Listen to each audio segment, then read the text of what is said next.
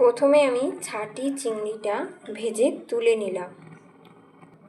তো হ্যালো বন্ধুরা, তোমরা সবাই কেমন আছো? আশা করি ভালো আছো। আজও চলে আসলাম রান্নার ভিডিও নিয়ে। তো আজকে রান্না করছি তারই একটা ছোট্ট ভিডিও। তো আজকে রান্না করছি ছাটি চিংড়ি দিয়ে অল্প কষা কষা মাখা মাখা একটা রেসিপি। তো সেটা খেলেই মানে অল্পতেই আমার এক থালা ভাত খাওয়া হয়ে যাবে এমন একটা রেসিপি।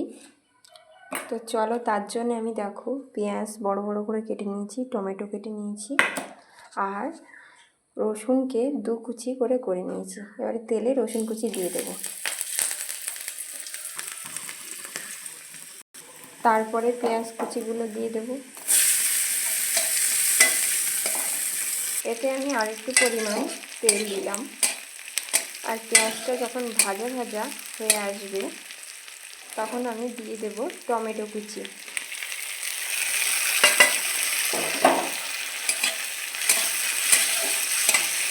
এরপরে এতে দিয়ে দেবো পরিমাণ মতন হলুদ আর লবণ।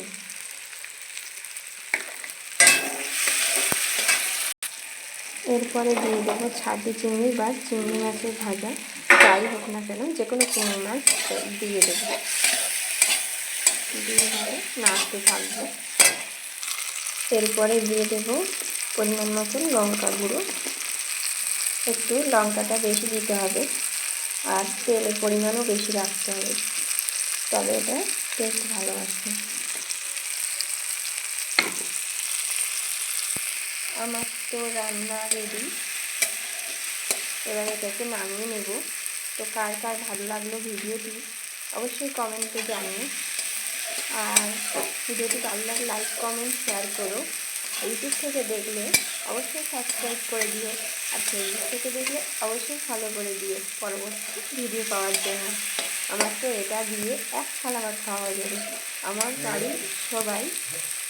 বাড়ির সবাই এটা দিয়ে খেতে এত ভালোবাসে। চিংড়ি মাছ মানে চিংড়ি মানে এটা তো খেতেই হবে। তো ঠিক আছে। তো ভিডিওটি ভালো লাগলে লাইক কমেন্ট শেয়ার করো। টাটা বন্ধুরা, ফিরবো আমার পরবর্তী ভিডিও নিয়ে। সুস্থ থেকো, ভালো থেকো।